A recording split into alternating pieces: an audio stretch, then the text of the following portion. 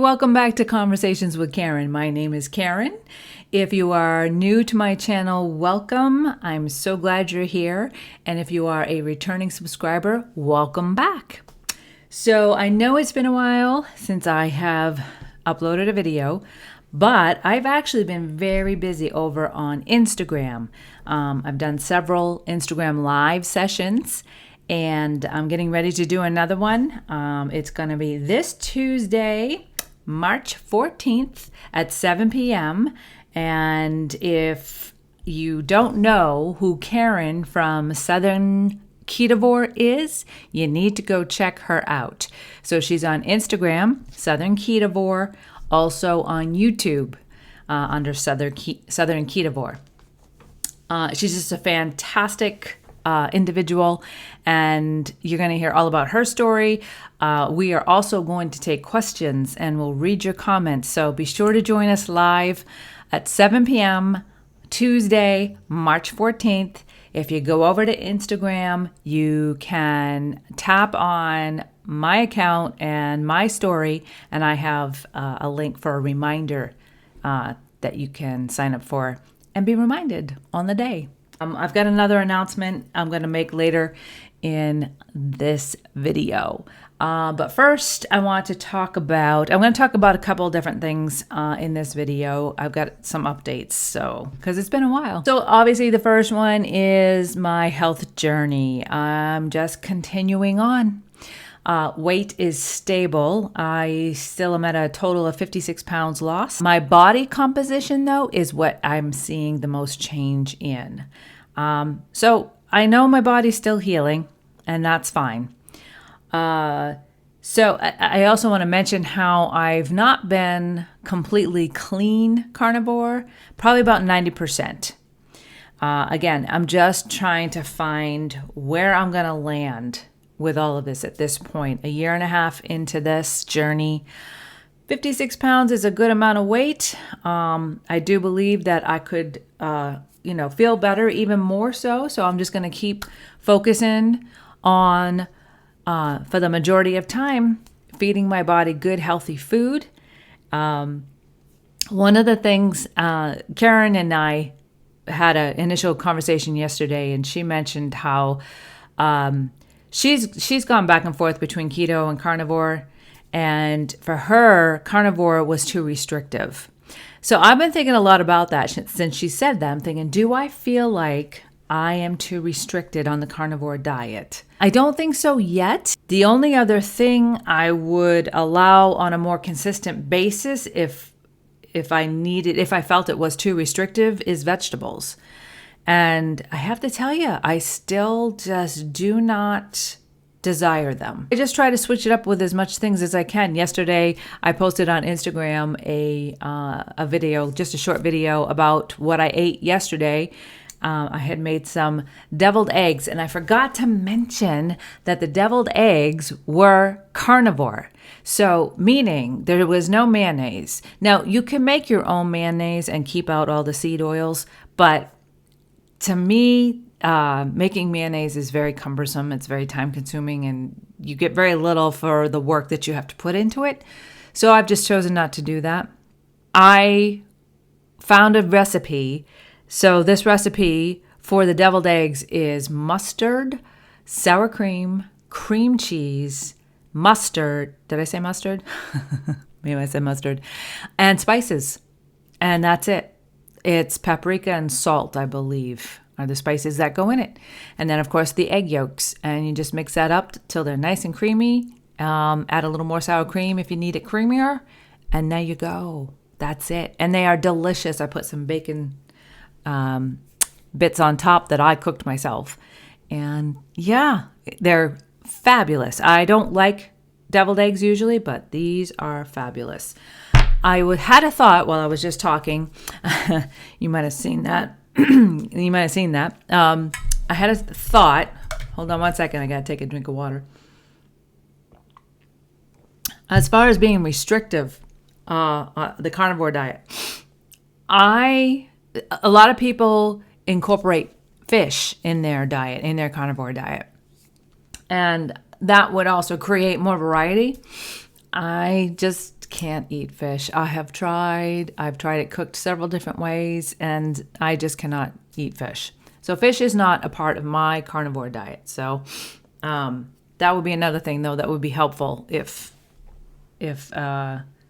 you were feeling like it was too restrictive. So this morning I did a yoga workout, and what I found was I could go deeper into the stretches, which means my joints are not as inflamed and the ligaments are actually starting to relax, and it's a fabulous feeling. It's amazing. So I'm seeing a lot of positives still, even a year and a half into this these changes I've made. And I still encourage you, if you can start, please do, because I think you're going to be amazed at the differences that you're going to feel in your body, in your mind. Karen and I are going to be talking about that on Tuesday. The cognitive changes, the alertness in your mind is another benefit of this. Our brains need meat and they need animal fat. It's coming out more and more in studies that we need to eat meat. You don't need to only eat meat, that's not what I'm saying, but it's overwhelming, the studies, the research that's coming out about how important it is for you to get the nutrients that are in meat. It's very readily bioavailable.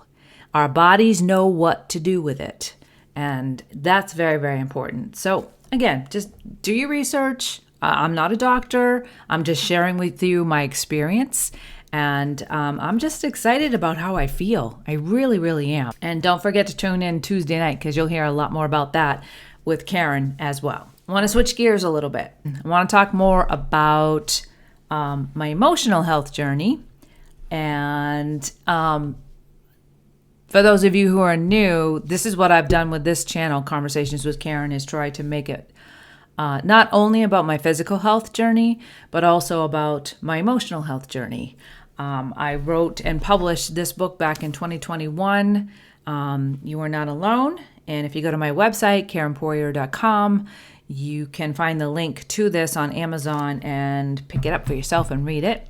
I've got some real exciting plans moving forward with this book, and I have decided to become a trauma recovery coach for women.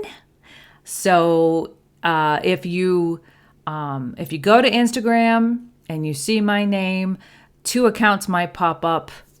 There's one account is for the trauma recovery coaching. So if you are interested in that, if you know someone who might be able to benefit from that, please reach out to me. I would love to talk with them. We're going to be using my book as a guide, as a part of the program that I'm putting together. It's important for the whole of us to be healthy, right? Physically, spiritually, mentally, and emotionally. I know mentally and emotionally probably go hand in hand, but you know what I mean. So that's why I address all of it as well. And that's why I also talk about it when, I talk about being cognitively alert, and how the benefits of that still are even great when you are eating healthy, whole foods. You're not eating so much carbs. Like, I'm talking like, don't eat them every day. Sugar, don't eat it every day. If you can eliminate it. And you'll begin to see the benefits, and it'll take a month, maybe 2, maybe 3 months before you start seeing some real consistent benefits to it, but it's worth it. It also helps with emotional health. What you put in your body, as far as food, it also affects emotional health, because it all goes to the brain, and that's where all of this happens. So if you can help, this one area, it's just going to help this area over here even more. And then we do more specific work in the areas that need it. And I have done that with emotional health. I have spent years healing from childhood sexual abuse. And so that's what I talk about in my book. I talk about what happened, but I also talk about, and this is the majority of the book, the healing through that abuse. So it's all important. And so I hope I haven't lost any of you. I hope you'll stick with me here because I have some things I want to talk about. Specifically, a couple of videos ago, I think, maybe it was in my last video. I can't quite remember. Excuse me again. All right. I still suffer from seasonal allergies, unfortunately. And here in South Carolina, the pollen has exploded. So it's a little dry because I take allergy medicine and that dries me out. So bear with me. So a couple of videos ago, I think I mentioned just a bit, just briefly, about the lines of communication being open between myself and my parents. Actually, myself and my husband and my parents. My parents were my abusers. And 10 years ago,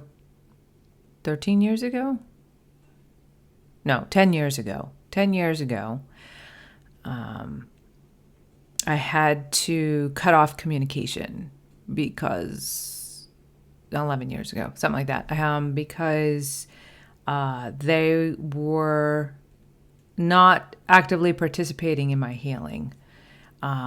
They wanted to interact with me, but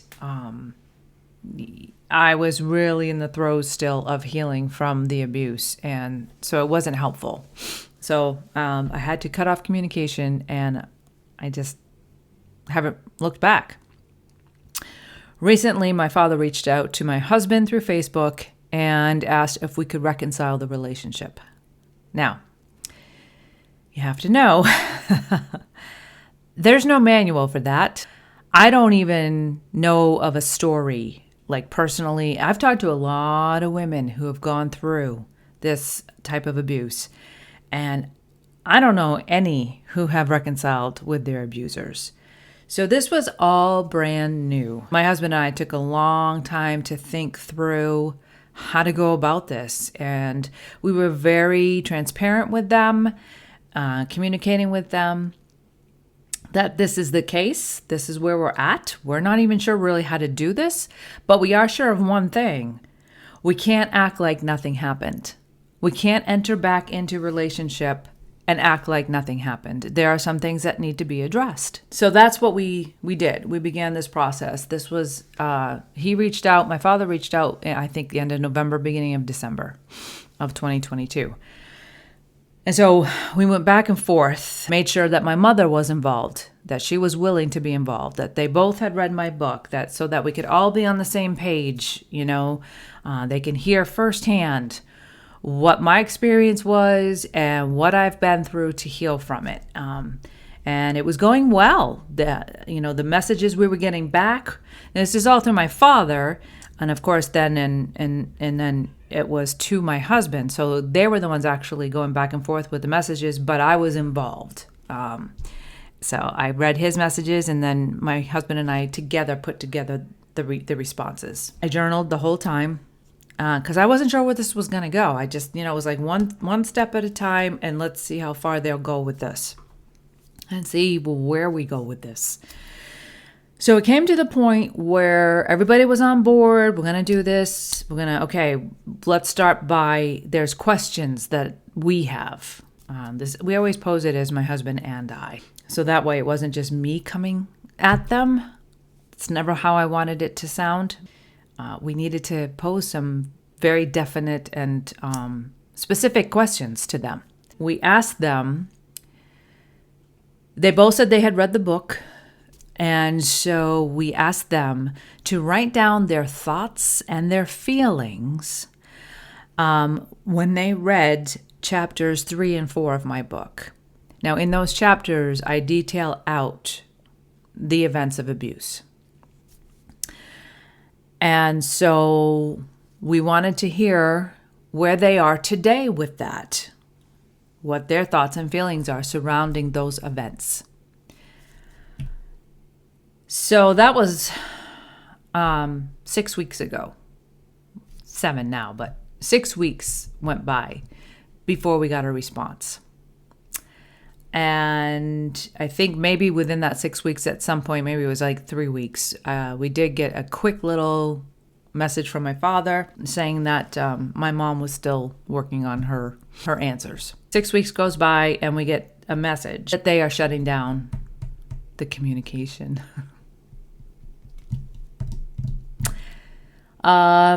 So yeah, they went from being willing to participate to, quote unquote, not wanting to go there. It was very disappointing. They said the past is in the past, and that is where it should stay. Now, let me just say, they are older, I understand. And like I said, there's no manual for this. But here's the thing. We're not talking about an argument that happened, okay? A disagreement that happened. We're talking about trauma. And accountability has to be number one.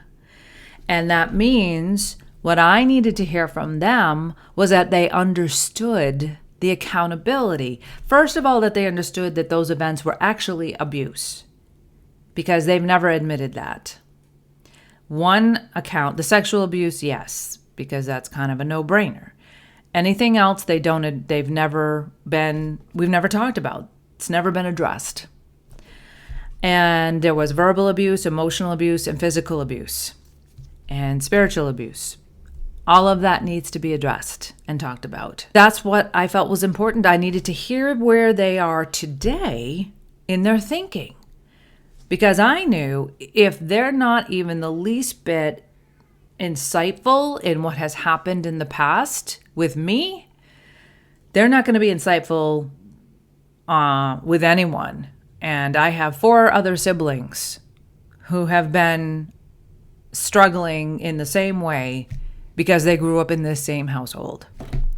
So it's huge. This is a huge undertaking. It was a huge step, and I was really hoping we were going to break down some walls. But when they came back and said, "It's past is in the past, it's where it's going to stay," I cried. I have to tell you, I cried. Because I needed to grieve again, the loss of the hope for a reconciled relationship with them. I don't think you ever stop hoping for a healthy relationship with your parents, no matter how old you are. And that's where I'm at. It's where I'll always be at. It just doesn't debilitate me anymore. I've accepted that it's in God's hands, and if it happens, great, and if it doesn't, it doesn't. I'm moving on with my life. But initially I had to grieve it again.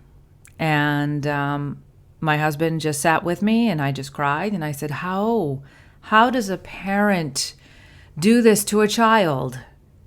I just don't understand. We have 2 adult children. And if ever we needed to involve ourselves into some kind of reconciliation with them, that's what we would do. I would listen to them. My parents never even came back and said, well, we're having trouble here. We're struggling with this. Can we talk about this first? Can we just initially maybe start here? Nothing like that. It was just, nope, it's in the past, shutting it down. How do you do that to a child, to your own flesh and blood? I don't understand. And if you know of any, insight, if you have any insight, please leave it in the comments. I'd love to hear about it. I just want to make sure I covered everything, but I have talked already about why, what we did, what we suggested, and again, it wasn't like this is how it has to be done, because we told them we've never done this before. There's no example to follow. This is just what I feel like I need at this moment.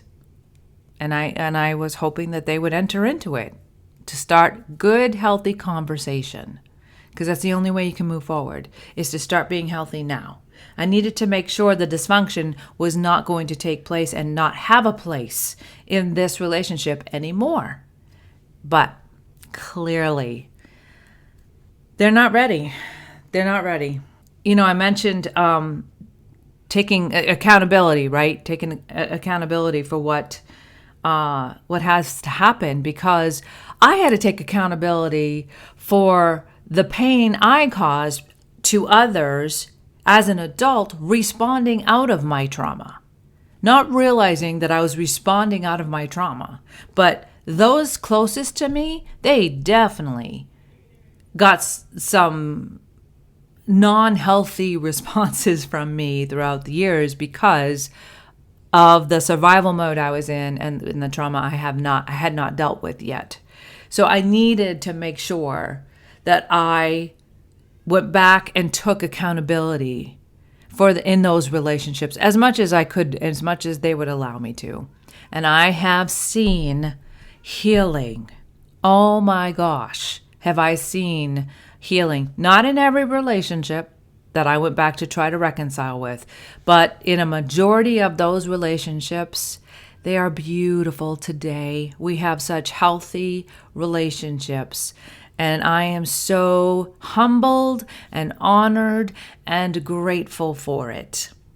So while I might not have a manual for this, I do know what it takes to reconcile and be in healthy relationships. And that's what I will fight for till the day I die. I will not accept anything less in my relationships. People, this is where true happiness grows. True joy grows when you understand how to be healthy in relationships.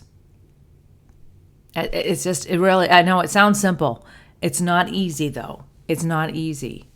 But that's what has to happen. And you can't accept anything less. That's pretty much all I wanted to talk about today. But, I think it's huge. I wanted to let you know where I was at because that was a huge announcement, after 11, I'm trying to think, 2013, 2012. So the 11 years. 2012 was the last time I talked with them on any level.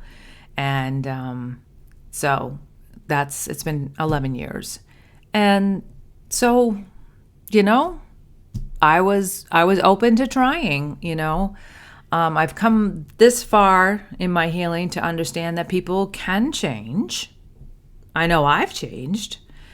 And so I was open to see, but like I said, with the filter, with the view of being healthy and not dysfunctional. I will not accept dysfunction anymore in my relationships. I was thinking about the coaching program. I'm still putting together the program. I'm still putting together some things to having to do with that. But I certainly don't want to stop somebody from reaching out to me if they are ready to start this journey. And what I will say now, and I will continue to say over on that side of things, is that I'm not a counselor. I'm not a therapist. I'm not licensed for that. If the person you're thinking of as I'm talking about this is in crisis and has not been through counseling, or has been through counseling but is currently not through counseling, that might be where they need to start first, is with a licensed counselor or therapist. And then once they get to a certain point with them, then they can reach out to me. So that I can just reinforce what they're learning in counseling, the tools that they're learning in counseling, and I can kind of be their cheerleader. That's really what a coach does. And I'm just so very, very passionate about it because I believe that would have really helped me over these last, 18 years or so that I've been healing from abuse. If I had known I could have somebody come alongside me and just kind of be my cheerleader. Now, fortunately, there have been those in my personal life that have been able to do that. So I feel very fortunate about that. But I know a lot of people don't have that. So that's why I'm offering this service. And so like I said, if you know somebody, please reach out to me and we'll make sure that they we connect with them and see what we can do. All right. Thank you so much for joining me today. Be sure to leave some comments, questions if you have any questions. And again, I just thank you for coming back and being here with me. I hope you're doing well in your journey, whether it's a physical health journey, an emotional health journey, maybe it's all of it. That's okay. That's great.